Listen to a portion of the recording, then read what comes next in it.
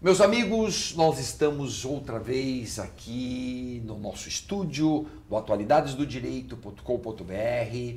Hoje recebendo nos nossos estúdios o professor Silva Sanches, catedrático na Universidade de Pompeu Fabra, em Barcelona, um autor consagradíssimo, mais de 30 livros escritos. Hoje, Silva Sanches cumpre para nós um papel muito relevante de nos situar com a modernidade da doutrina alemã. Portanto, um prazer enorme ter aqui conosco o Silva Sanches. Ele é autor de muitos livros, nós no Brasil já traduzimos alguns deles, dentre eles, Aproximação ao Direito Penal Contemporâneo. Está na nossa coleção, aqui pela Revista dos Tribunais. Portanto, Silva, é um prazer enorme tê-lo aqui conosco e vamos cuidar de um tema aqui no Atualidades do Direito. Vamos cuidar de um tema em dois blocos, muito interessante. Culpabilidade. É uma categoria penal discutidíssima, complexa. Um grande maestro nosso da Espanha, Rimbernat, escreveu Se isso tem futuro, tiene futuro, la culpabilidade, e continua com passado, presente ou tem mesmo futuro? Bueno, efectivamente, la categoría de la culpabilidad es probablemente la categoría más discutida de toda la teoría del delito. Es una categoría central, porque finalmente el hecho ilícito requiere de la culpabilidad del sujeto para la imposición de una pena, y ha sido siempre una figura controvertida, porque la finalidad de la culpabilidad, por lo menos en los últimos 30 años, ha sido siempre una finalidad limitadora. No se ha tratado de construir una culpabilidad fundamentadora basada en la actitud interna del sujeto o basada en el reproche dirigido por una conducción de la vida, sino que la idea era restringir la responsabilidad de tal manera que solo aquellos sujetos que merecieran y necesitaran pena en razón de su configuración personal pudieran ser sancionados. Entonces, yo diría que efectivamente en este momento hay tres ideas o tres aspectos fundamentales de la teoría de la culpabilidad que están sometidos a discusión. En primer lugar, en términos filosóficos, filosófico-morales, se plantea el problema de la libertad de voluntad y el determinismo. El velho livre-arbítrio, ¿no? Efectivamente, una cuestión que ya a finales del siglo XIX había sido criticada por von List, por nuestros clásicos, por algunos de nuestros clásicos, otros obviamente lo habían afirmado. El libre arbitrio tiene que ser fundamento de la responsabilidad penal. ¿Qué ha ocurrido en los últimos 5 o 10 años? Que las investigaciones neurobiológicas parece que proporcionan algunos argumentos en torno a cuestionar la existencia del libre arbitrio, de tal modo que parecen sustentar hipótesis deterministas. ¿Esto cómo va a influir en los juicios de culpabilidad? ¿Vamos a renunciar a la culpabilidad tal como la entendemos? Es una cuestión filosófico-moral, pero que guarda relación con una cuestión político-criminal muy importante, que es el renacimiento de la peligrosidad. El renacimiento de la peligrosidad que ha sido provocado pues, por corrientes ideológicas en Estados Unidos, pero también en Europa continental, y que vuelven a plantear que la peligrosidad puede ser el fundamento de una intervención del derecho penal, no ya como peligrosidad de un inimputable, sino como la propia peligrosidad del imputable. Su propia peligrosidad sería el fundamento de la reacción. Y en tercer lugar hay un aspecto político importante en la cuestión de la culpabilidad, que tiene que ver con la ciudadanía. Se ha empezado a discutir en los últimos años contra quiénes puede el Estado dirigir el reproche de culpabilidad. Si solo contra los ciudadanos, porque solo los ciudadanos participan en el proceso democrático de elaboración de las normas. La idea es, solo puede ser culpable el que participa en la democracia deliberativa, o bien puede ser culpable personas que no participan en el proceso de elaboración de las normas, que pueden ser objeto sin ser sujeto de las normas.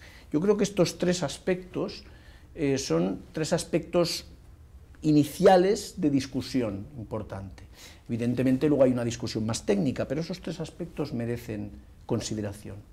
Isso, e Silva, hoje, com essa expansão do direito penal, é um outro livro seu também que nós traduzimos para o Brasil, essa diferenciação entre culpabilidade e periculosidade está ficando cada vez mais nebulosa. Na prática, tem muito juiz que vai decretando prisão preventiva, por exemplo, por critérios que ele reputa de periculosidade. Ah, este é perigoso, cadeia. Então a culpabilidade está perdendo a sua força. Sí, yo creo que la culpabilidad, entendida como culpabilidad por el acto, culpabilidad por el hecho concreto, ha ido perdiendo concreción. Ha ido perdiendo concreción porque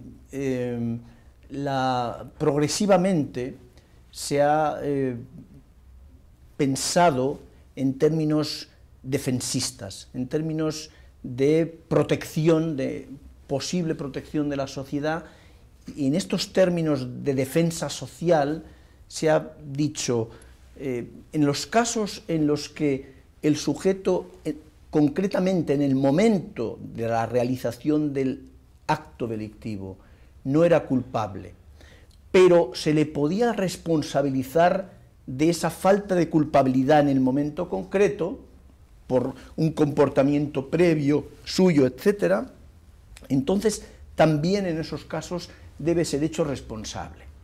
Claro, eso supone una anticipación del juicio de culpabilidad. Ya no es una culpabilidad en el momento de la realización del acto ilícito, sino que puede ser una culpabilidad previa, una culpabilidad en momentos anteriores. A medida que vamos anticipando la valoración de la culpabilidad, llegamos a un momento en el que en realidad de lo que estamos hablando es de probabilidad de comisión de un hecho futuro. Y en ese momento en el que hablamos de probabilidad de comisión de un hecho delictivo futuro, estamos pensando más próximos a la idea de peligrosidad que la idea de culpabilidad. Es decir, la culpabilidad tiende a difuminarse en una noción amplia de peligrosidad. Isto é uma tendência que nós temos notado claramente neste sentido, e a doutrina penal então costuma atribuir à culpabilidade uma categoria que seguraria o poder punitivo, que limitaria o poder punitivo. E a impressão que a gente tem cada dia mais é que isso é muito mais teórico do que prático. É uma tendência, mas isto é o quê? É no Brasil e também no mundo todo? Está assim, Silva? Sí, sí, porque, claro, en un momento histórico en el que se produce una reducción de las garantías, la culpabilidad es una garantía. La culpabilidad es básicamente una garantía. Una garantía que expresa una tensión, pone de manifiesto una tensión entre, por un lado, la necesidad de castigo y, por otro lado, el merecimiento concreto del sujeto que va a ser castigado. Entonces, en un momento en que las necesidades de castigo por parte de la población pasan a un primer plano, parece bastante razonable, parece bastante probable que la culpabilidad vaya reduciendo su ámbito de aplicación en el siguiente sentido, que cada vez haya más culpables. Cada vez hay más culpables porque se entiende que es necesario castigar prácticamente a todo el mundo. Y cuando alguien dice, sí, pero efectivamente yo no era culpable, ejemplo, yo estaba en error de prohibición. Respuesta, pero usted en el momento no estaba en error de prohibición, en el momento concreto se encontraba en una situación de error de prohibición. Pero previamente, ¿usted podía haberse informado?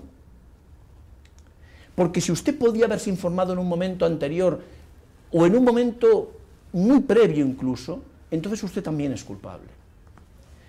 O es que a mí no me era exigible la realización de una conducta conforme a derecho porque me encontraba en una situación extrema de conflicto.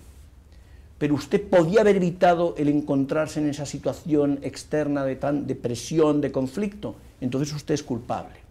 Y se trata, en definitiva, de neutralizar las causas de exclusión de la culpabilidad. El error de prohibición pierde fuerza, la inexigibilidad pierde fuerza, los estados de necesidad disculpantes prácticamente son una realidad teórica, pero no una realidad práctica, porque no se acepta el argumento del conflicto existencial, y la propia inimputabilidad ha ido perdiendo fuerza, entendiéndose que en muchos casos la situación de inimputabilidad ha sido provocada. Si no por acción, al menos por omisión, porque el sujeto debía haber evitado su situación de inimputabilidad, o si le constaba su situación de inimputabilidad, lo que tenía que haber hecho era no actuar, no colocarse en una situación de acción. O sea, debía haberse retirado del mundo en esa situación. Entonces, estamos delante de um processo também de expansão de la criminalização, de la punição por meio de la culpabilidad. O sea, la culpabilidad pierde su fuerza de contención. Sí, sí. Yo creo que la fuerza crítica de la culpabilidad como argumento frente al Estado, yo no soy culpable, Estado, por muy importante que sean tus necesidades de resolver mediante la pena este conflicto, el culpable es intocable, esta sería la idea. Bien, pues ese argumento de el culpable es intocable es un argumento que pierde fuerza desde el momento en que se dice el sujeto inculpable es responsable de su inculpabilidad. Y a partir de esa idea de tú no eres intocable porque eres responsable de tu propia inculpabilidad, se convierte en un argumento que poco a poco va utilizándose por parte del Estado en situaciones complejas. Voy a poner de nuevo dos ejemplos extremos, el ejemplo de la marginalidad y el ejemplo del rico poderoso en relación con el error de prohibición. En el caso del sujeto marginal que desconoce las normas y por lo tanto se encuentra en principio en una situación de error de prohibición. Frente a este sujeto el argumento es cierto que este sujeto desconoce la antijuridicidad, la ilicitud de su comportamiento, pero no podemos aceptar este argumento, porque si aceptamos el argumento del error de prohibición, nos encontramos sin posibilidad de controlar la criminalidad de la marginalización. Claro. Por lo tanto, dado que no podemos partir de la idea de que todos los marginados se encuentran en error de prohibición, aunque mayoritariamente en términos empíricos sí se encuentren, rechazamos el argumento del error de prohibición afirmando un deber de cualquier sujeto, aunque se encuentre en situación de marginalidad, de aprender el derecho, de informarse del derecho. En el caso del poderoso, el argumento del error de prohibición, de nuevo, se convierte en irrelevante. ¿Por qué? Porque como es poderoso, tiene asesores, y como tiene asesores, tiene que estar informado.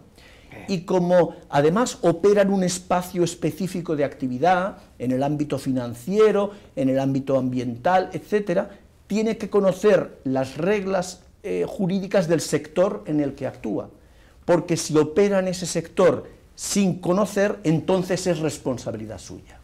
Es decir, vamos a la neutralización del error de prohibición en todos los sectores. Y este mecanismo creo que es un mecanismo que se reproduce a todos los niveles de las instituciones de exclusión de la culpabilidad. Poderíamos talvez estar falando, Silva, de uma teoria da pré-culpabilidade. Sí, sí. Em momento anterior. Sí, sí. Esta es la idea. Frente al argumento yo no tengo culpabilidad en este momento, la afirmación es, bueno, no tienes culpabilidad en este momento, pero en un momento anterior sí tenías culpabilidad porque tenías deber. Y esta es la idea fundamental, la expansión del deber. La expansión del deber frente al ignorante. El ignorante empírico tiene deber, a pesar de que sepamos que es prácticamente imposible que obtenga la información, a pesar de esa circunstancia decimos, tienes deber de conocer, y en el caso del poderoso, naturalmente tiene deber de conocer, porque tiene medios, tiene asesores, etc. Por lo tanto, nos encontramos ante la preculpabilidad, efectivamente, creo que la expresión es muy gráfica, es muy expresiva, en definitiva, estamos ante la preculpabilidad. Y ese argumento ya no tiene contraargumento posible. Podemos decir responsabilidad por la preculpabilidad. Sí, sí. Creo que esta es una definición muy ajustada a lo que es la realidad en este momento de las instituciones de la inculpabilidad. Nós vamos para o segundo bloco daqui a pouco. No segundo bloco, eu gostaria, Silva, de analisar um caso recente, mundialmente conhecido, aquele jovem norueguês que matou 70 pessoas na Noruega, e ele acaba de ser condenado. Então vamos explicar, seja na Espanha, seja no Brasil, uma coisa ali interessante. Primeiro, a pena foi de 21 anos. Em segundo lugar, mas ele pode ficar o resto da vida. Aí é uma mescla de culpabilidade com periculosidade e tudo. Vamos tentar explicar isso aí para todo mundo, perfeito, porque é muito atual isso tudo. Né? Perfeito. Talvez duplo binário, alguma coisa do gênero. Pois já voltamos no segundo bloco para explicar este contexto. Afinal, este rapaz da Noruega foi punido por culpabilidade ou por periculosidade? Essa é a questão. Já, estamos de volta.